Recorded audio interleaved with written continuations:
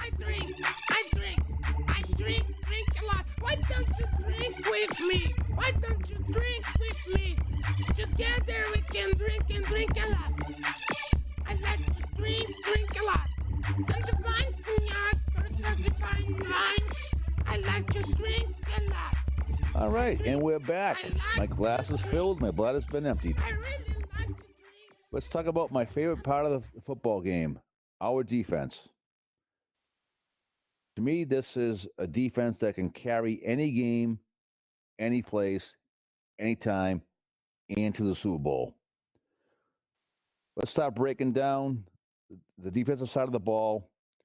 Guys, in your opinion, who was the savior of the season on defense? Well, I think this year, the savior of the defense, I think it had to really be our linebacker. Barr, when he was out there, he was a beast. Stephen Greenway showed up this year. I thought he played well. So I think definitely our defensive line played great. I mean, really, it's hard to say anyone played poorly on the defensive side of the ball. They all stepped up their game this year, I thought, but the addition of Kendricks obviously was huge. That guy, when he was in there, he was a difference maker. He's only going to get better. So I don't think there's any doubt that's what Zimmer planned to do when he got here. He wanted to build that defense up. That's what he's known for, and I think we're going to continue to see that over the next couple of years, still through the draft and maybe even through free agency. But no doubt this defense is a Super Bowl caliber defense. It's only going to get better, and we've got a lot of youth there yet that – there's some guys sitting there that, showed up late in the year that next year could be big contributors on the team. So I really like it. But, yeah, if you ask me to point the finger at one side, I think the linebackers this year really played well. So definitely was fun to watch this year, no doubt about it. TV, your thoughts, brother? I think the one player, if we're going to a specific player, I honestly think it was Linval Joseph. When he was in there, he allowed the ends to come around. He allowed the linebackers to play their positions, being the ball hawks that they are, the secondary to play to their max ability. I think Linval Joseph was the one key contributor of this defense this year. When he was healthy, we blew people up. All right, Mike Olson, your thought. Well, I'm going to give kind of a bullshit answer, but I think it's the right answer. The savior on defense this year is the bench player. Honestly, that's the guy that came in and got the job done, stepped up when they need to each time this year. I mean, how many times were we missing 1, 2, 3, sometimes 4 starters, it seemed like, on defense, and somebody came in, stepped up, did their job, and got it done for us. So, I can't pin it on one exact player, so maybe I have to kind of bullshit it and give the credit to the coach for having those guys ready to play. So I think that's what was amazing about this defense, is that we were able to work so well from the bench. So are you basically telling me that Mike Zimmer is the savior of defense? Because not to bring this whole subject down to something else, but I believe this defense is set up for next man up. Everyone is prepared. You do your job. Everyone's equal in what they do. It's kind of one of those salary cap things that even, all of a sudden you're getting too big for your britches. See you, goodbye, next man up. I think people like Danielle Hunter coming out there, like you were saying, with the guy off the bench, did a phenomenal job coming out. The youngest guy in the NFL. Came out there, 6 sacks this year, something like that. Yeah, well, he was definitely effective and turned a lot of heads, I think. And I think you're right. Having a unit like that can be a next man up. Boy, that's got to make a GM awful happy to know that he's got some pieces that he doesn't have to worry about throwing too much money at, because he has a system coach that's able to put together something where the depth chart is able to succeed. Agreed. That's what I thought all year long. People get caught up in Seattle's me paying these guys for this and paying, the guys are going to run out of salary cap money. What Zimmer's doing here is not for a short term. This is a long-term thing. I think we should all be proud of it, looking at our defense, saying this is set up for long-term success. I have to agree. Next decade's ours. I'm hoping, Bob. I'm hoping. I see green and yellow down here in Georgia, and I just laugh my ass up because I always have a Viking hat or a sweatshirt on or if I go anywhere and I see a Packer fan, and I smile and smirk. Oh yeah, I see it out here too. Mostly Patriots, so I kind of hide. And then I see a Packer fan and then go, ha. I do. I'm with you, Bob. Yeah. Let's get done with that part. All right, so addressing needs on defense. I keep hearing we need another safety, another linebacker. We could use another big guy on the line. What is it we need? Mike Olson, what are your thoughts? Well, safety next to Harrison Smith, somebody. I mean, Sendejo. I don't think that guy's the guy. I don't think he is either. There's people talking about Newman, but let's be honest, we need a young body that's able to take over that position next to Smith and solidify that part of the defense. That'd be the number one area of need for me. I still have high hopes for Anthony Harris. Yeah. And maybe that's it. Maybe that's a guy. I know there were a lot of people that were big fans of his last year, and unfortunately we didn't get to see much of him at all this year. So that would be my biggest piece of the puzzle. But then there's other things like, DN with Robinson's getting up there in age, and Greenway, obviously, he's more of a silver fox than a spring chicken. So maybe it's there. Well, I think with B-Rob's getting up there in age, I think he might be back for one more season. But if he's not, it's because Danielle Hunter outperformed him, and he's cheaper money. Without a doubt. And when I say safety, that's more of a what do we need right now? Anything else, I think we're really looking at building towards the future and on all those positions. Cornerback, maybe. And we'll get there. Well, BM, your thoughts. What do we need? Well, I think I agree with you guys. We definitely are in the market for a safety this year. There's a couple guys out there in the draft that I think we'll be looking at.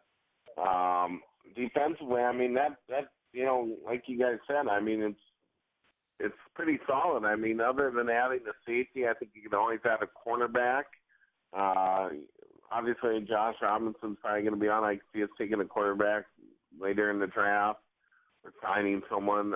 Chad Greenway, another interesting question. Will he be back, or are we gonna go with some youth there? So, and I think Robison's going to be back. I think he's got one more year in him. So I think safety is obviously, again, Harrison Smith's awesome on the one side. I think safety's got to be our number one need on the defensive side of the ball. I'm pretty happy with everything else on that side of the ball, but there's no doubt we have a real weakness at that safety position yet, and I think they will definitely address it this year. So, but other than that, again, that defensive side of the ball is it's everything about it is so positive. I mean, it's hard to have all pro guys and studs at every position. So just to be sitting here and saying, yeah, that's our biggest need and biggest problem. I mean, you look at everything else, we're so solid that if we can just get someone to come in there who's just average, I think it's going to make a big difference. So hopefully we address safety, and, we'll see what happens with Greenway. I'd personally like to replace that guy as well, but I know there's a lot of people who like him and would like to see him play one more season for his veteran leadership and whatever. But I think we can definitely get a little bit younger and get someone in there who can bring some energy out there and get the job done as well. So that'll be interesting as well. TV, what do you got, brother? I got to agree with you guys. I think safeties are our biggest need right now. Going on the drinking the gravy and taking the shaft thing. I wish Miles Jack would be an option for us this year, which he's not going to be. But, I think safety is our biggest concern this year on the defense because, the rest of the line, the rotations that we have going on, the linebackers are playing great. I hope Robinson's back for a year. I believe Greenway is going to be gone this year, just due to his age. You can see him slowing and getting slower and slower and slower. But I think Robinson's still bringing the intensity. But yeah, safety is definitely going to be the position of need in defense. All right, so we have on one cornerback we have Xavier Rhodes, who is supposed to be the next great shutdown cornerback in the league, who seems to get at least one pass interference penalty a game. It just seems that way. On the other side, we drafted Trey Waynes in round 1, and of all our draft picks, I think we saw him the least amount. Who's convinced that he's the starter next year? I'm convinced. I absolutely think he is. I think with a cornerback, it's a lot like a quarterback. His guys typically, they're exceptions, to their rule, where the guys come in and make an impact right away. But it's a very difficult position to play in the NFL. I think holding him out, letting him sit there and watch behind an experienced person like Newman this year, when he came in the playoff game against Seattle, he made a couple of great plays in that game. Even against Green Bay, when a couple of plays he's in there, he did well in those plays. So I think next year you're going to throw him in there. I'm not saying he's going to be a Pro Bowl talent next year, but I think he's going to learn along the way. And also, I think he is the answer at corner for us.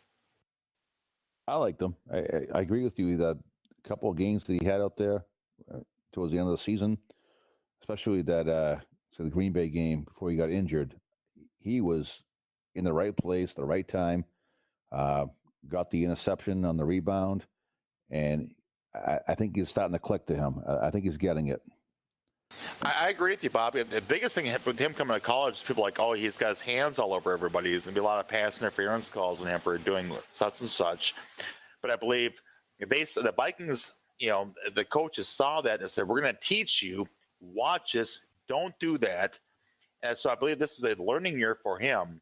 But I believe the talent level we have out of him, he's going to be phenomenal. I really do. I believe that. I do too. Mike Olson, what do you think? I think that with the limited time that we saw him this year, I think he shined, and it was in stark contrast to what we saw in the preseason where he had his hands all over the offensive players. And so I think he's grown a little bit. I think we're going to have to take a little bit of a chance with him, but I sure would like to have somebody that we could rely on to hop in there and take over if we need to. I mean, that was the the good thing about having Newman here this year, who knew the system and was able to hop in there and play well for us. So I'm not sure if that guy will be back or not, but I think we're ready to move on and see if Wayne's can take the starting position from the get-go next year.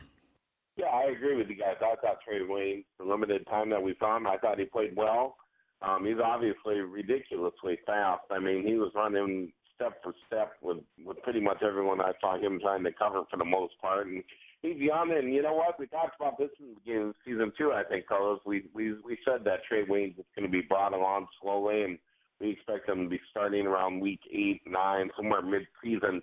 That didn't technically happen, but I think next year he's going to be a starter day one. He's going to contribute. So I still like the Trey Wayne stick. I think he's got a lot of potential, and next year it should be a good year for him. All righty. So from that, if we all agreed that he's going to be starting opposite of Rhodes, what are we doing with Terrence Newman? Is he going to be a cornerback still? Is he going to move him to safety? Going to get cut? I think Trey Waynes, if he comes back, if he's not cut, because remember when Terrence Newman came into this league, he was, I believe, he was 24, 25 when he was a rookie. So he was still old when he came into the league. I think if he comes back, they're going to move him to a safety position, the sub in and sub out. But I actually believe that he's going to become some sort of coach on this team. All right. I know Zimmer loves him, so I wouldn't discount it. Same with Greenway. I heard Zimmer really loves Greenway and his leadership abilities and his mentoring of the game and study of the game. So he's another one that's quite possibly could be back as a coach. OBM, what do you think? Well, I'll tell you what, the guy's going to be 38 in September. I mean, he'll be 38 before the season starts. So could he play another year? Probably. If I had to throw money on this right now, I don't think he's going to be back. I really don't. I don't think he's going to be back. think you got to go with someone younger, a little bit faster. I know he did a decent job last year. He had some games where he played really well. I mean, let's be honest, he had a couple of games where he definitely helped contribute quite a bit. A couple of key interceptions down the stretch there, and so he did play well. But gut feeling, 38-year-old cornerback, I don't think so. If he does stick around, I think he'll probably get moved over to safety, and maybe we draft a safety and we bring them along slowly and let Harrison Smith and Terrence Newman kind of man that part of the field for next year. But gut feeling, I don't think he'll be back. But if he is back, I think they definitely need to move him to safety. So, Olsen, your thoughts? Well, I tell you what, bringing him back as a coach is pretty intriguing. I think he's already kind of a coach on the field type of guy. And you're right, 38 years old for a corner. I mean, that's really kind of pushing it. Maybe as a safety, who knows? But yeah, I think we're gonna get younger at that position. All right, so let's go down to the geriatric group. We have 3 guys there who probably eligible for pensions already during NFL careers. We got Greenway, Robinson, and Newman. They're all on the wrong side of 30 in the NFL. Which one is definitely coming back, and which one's definitely gone? You guys' opinion? I think Robinson should be the one who is coming back because he's still playing at a high level. Greenway, I love the guy. He's been a great ambassador of Viking football. He represents everything that us as fans look for in a Viking player. Been loyal, keeps his mouth shut, doesn't get in any trouble. He's from the in the area, I believe he's from Iowa. Newman, South Dakota, baby. South Dakota. Yeah, you went to Iowa, correct? Yeah, I did. Yeah. And then Newman, he's up there in age, and him and Zimmer, like I was saying, I think Newman's gonna become a coach somehow, some way, and on this team, he's retired, come back some way as a coach. But I think Greenway is the most expendable.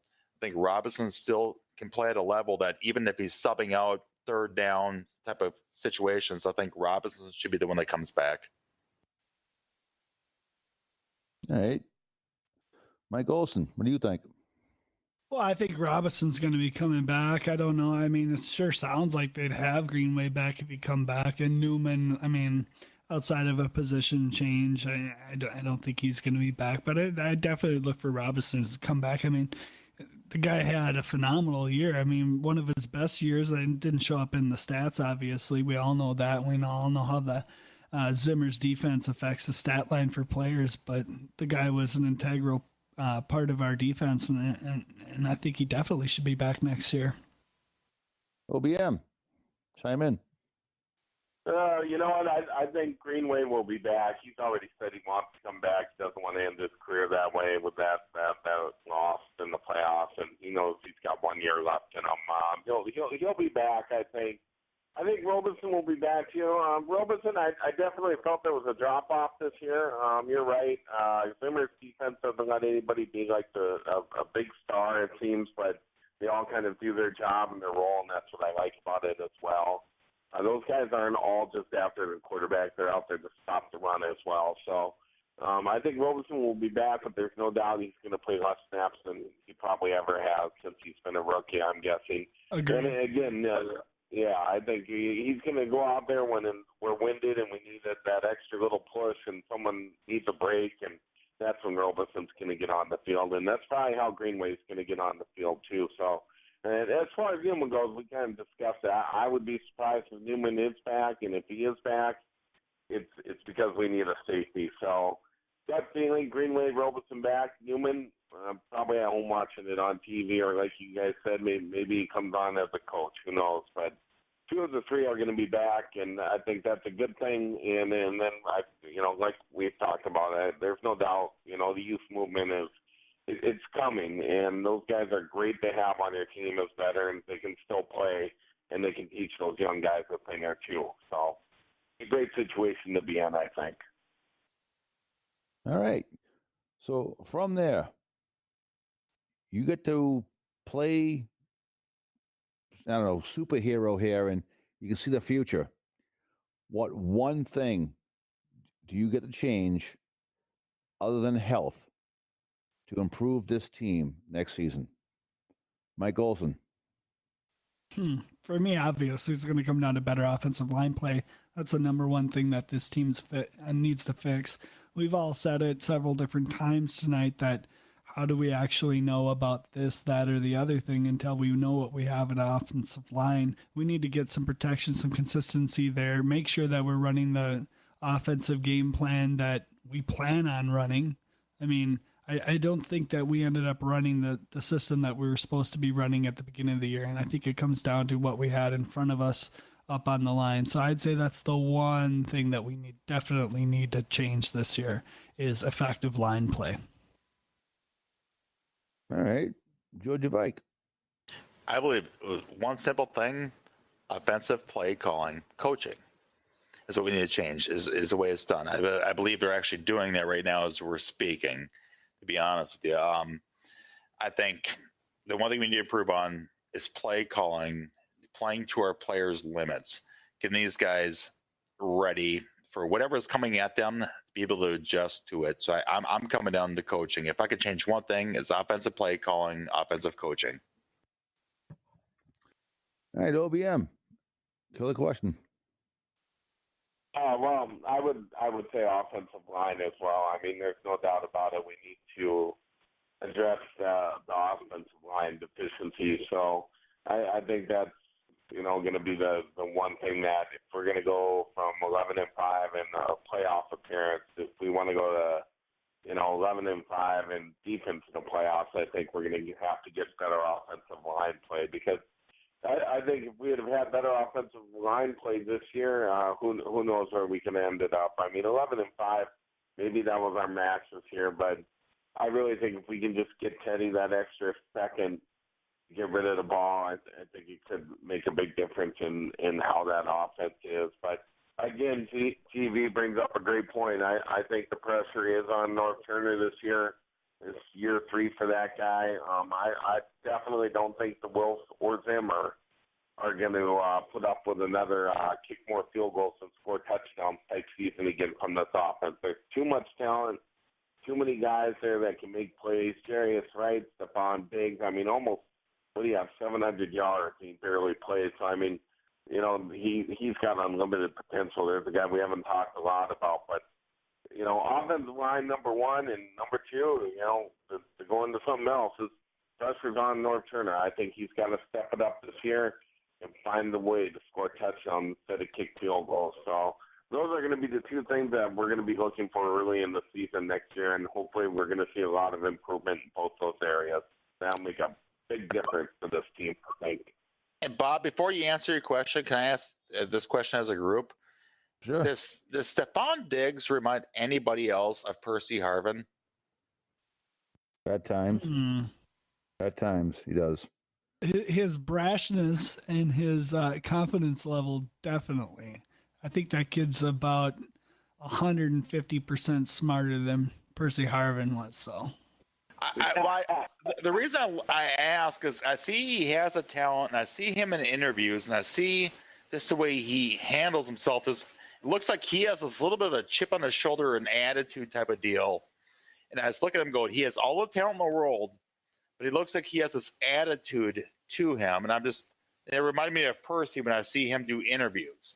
I just kind of correlate the 2 of them together in that way. I hope he's not another Percy in that way. He obviously doesn't have the headache problems or need the weed, but he's got all the talent in the world. But I just there's something about him that I see that might hold him back. Well, along with speaking of. Let me ask you guys this, since we're talking about that. Assuming Wallace leaves, let's just assume for a moment he takes off. I could see him doing. Stephon Diggs, is he a number 1 wide receiver in this league? No, he's not. And I don't see Wallace wanting to leave. I see Wallace taking a pay cut. Yeah, Wallace didn't do anything to earn a higher pay anywhere else. So he'll stay in Minnesota. He'll beg to stay here. Diggs is too small to be number 1. So, no. You think so? I mean, yes. I agree with Bob. Antonio Brown? Is he smaller than Antonio Brown? Antonio Brown is a freak. Well, I think Stephon Diggs is a freak. When he gets the ball in his hand, that guy, I mean, he's a threat to take it the distance every time, in my opinion. Yeah, Jerick McKinnon's the same as Le'Veon Bell, too. Are they the same running back? Well, I'm just asking the question. Could he be a number Me too. one wide receiver? No, I have high hopes. OBM, I have high hopes for Stephon Diggs. I hope he's a baller. I hope he has his head, in the right spot. But I get nervous watching some of these kids. As you guys know, I'm a big college guy as well. Right now with the recruiting going on, I watch these kids, these big attitudes coming in, thinking they deserve everything coming out of high school, like they're going to be the playmaker to change a college, fortune, these SEC school teams. But it's Stephon Diggs. I hope he doesn't have the same mentality of the Vikings, and I'm seeing a lot of that out of him. All right, guys, final question for you. Don's probably going to wrap up the show. Pat Shermer, Tony Sperano, what do you guys expect from them? Perfection. Okay, anybody else? I mean, well, hopefully we're going to see a guy that can get the most out of our offensive line. I mean, we've all been talking about we need better play there, and funny, we got rid of the coach that we've had dating back to Childress. So improvement, I mean, if we don't see improvement out of the offensive line this year, then I don't know. Let them coach themselves. I agree with you, Olson. In all seriousness, you bring in these guys. We got two previous head coaches who are now coming under a squad here. You got them in specific positions to work with. I think right now, I'm expecting our offense to get better quick. I expect our offense to get as I don't know how to really phrase this. I expect them to get as better as quickly as our defense got better last year. When Zimmer took over. If going from 32nd to 17 or something like that, I expect our offense to take the same leap. Because if they can't accomplish that, I question their coaching abilities. Because it does come down to coaching on certain things. Because they do have talent. They can say, we have nothing to work at the quarterback. We have nothing to work at running back. We have nothing to work at wide receiver.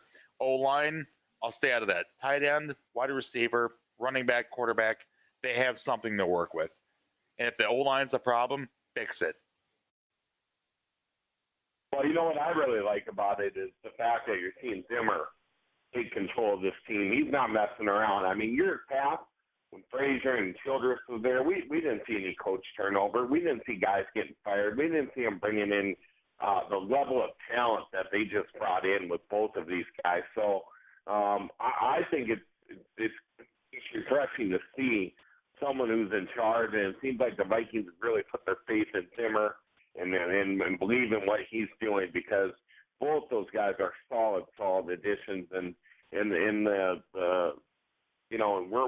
we're definitely heading in the right direction, on both sides of the ball, offensively, defensively. I think defense is going to get better.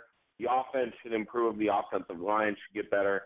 Next year, new stadium. I mean, I'll tell you what, it almost makes me want to move back to Minnesota and become a season ticket holder again, because next year is going to be awesome. And if you have season tickets, I am very, very jealous. Very jealous right now. So OBM. I love it. OBM, I'm sure also understand this as well.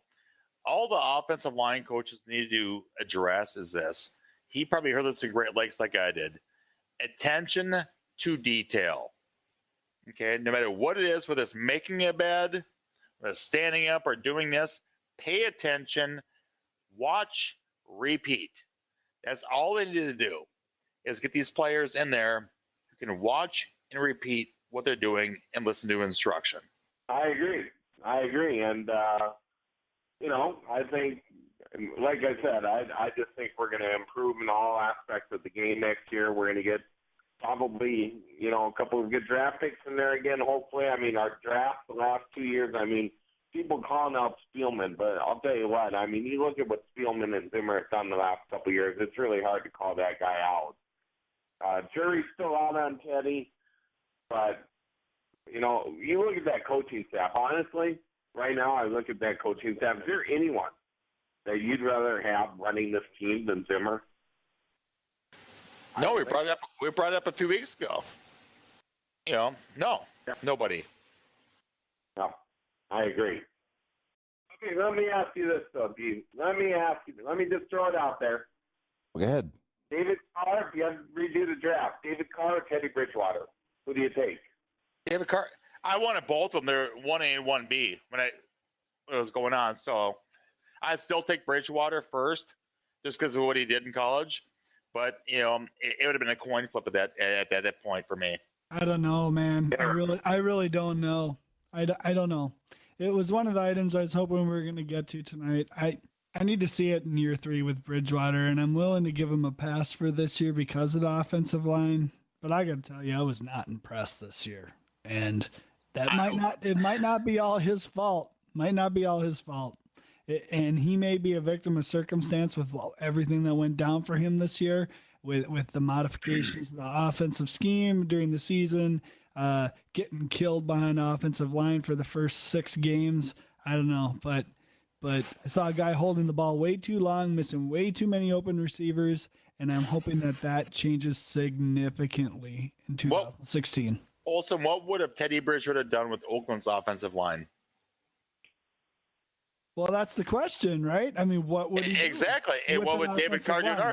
I think they're so equal in a lot of ways.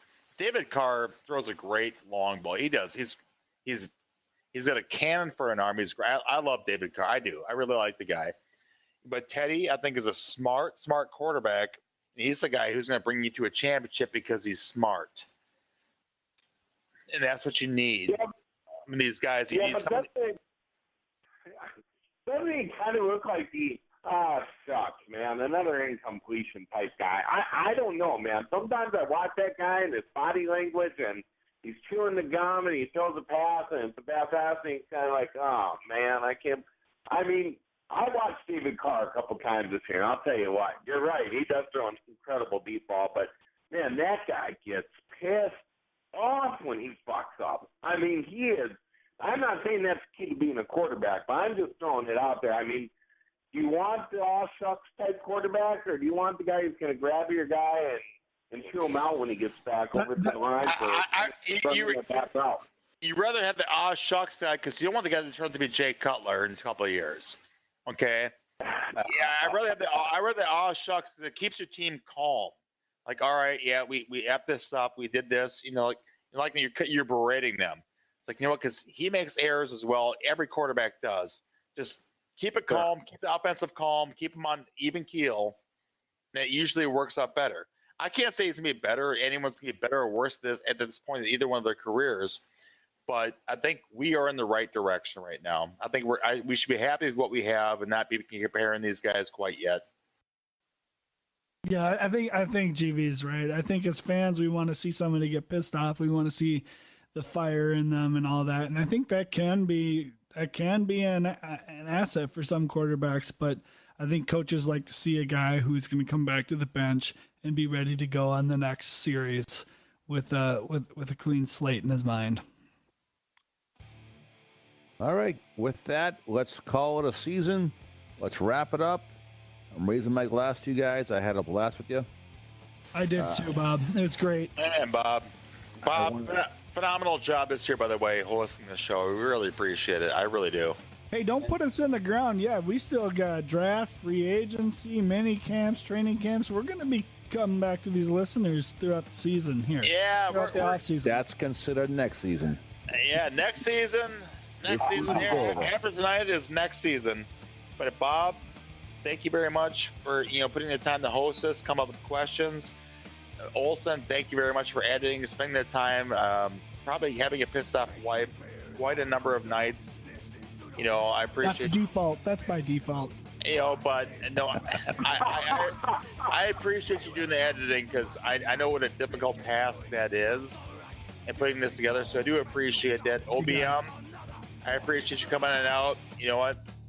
giving you a little wacky, weirdness to this show. So I do appreciate all you guys, and it's been a great year. Hopefully we can clean some things up for next year and make it better for what people want. But yeah, I appreciate all you guys. I really do appreciate each and every one of you. Hey, and from there, let's thank the most important people, our listeners, both of them. Sass, we appreciate you. And Wetlander. yeah, Sass, Wetlander, Berserker, we appreciate you for listening 15 times to give us fucking five likes. Yeah. Gonna throw a Guru in there and Xannery. That's probably about it. I cannot let you all go without saying thank you for your fantasy money this year after OBM wins the title. Oh, yeah. Yes, and Bob, I would like to thank you personally for trying to talk me into taking Tom Brady over Cam Newton all season long. What was your quote? You're never going to win anything with Cam Newton? Yeah, I think that's what it was. I appreciate that. $20 I'm gonna win next year. That's what I appreciate. $750, and he goes out with a torn ACL week 2. I'm like, oh, so you want to pay up now or you want to pay up later? Oh yeah, my pocket's getting full. Yeah, dude. You got Joe Montana, Papa John pockets over there, dude.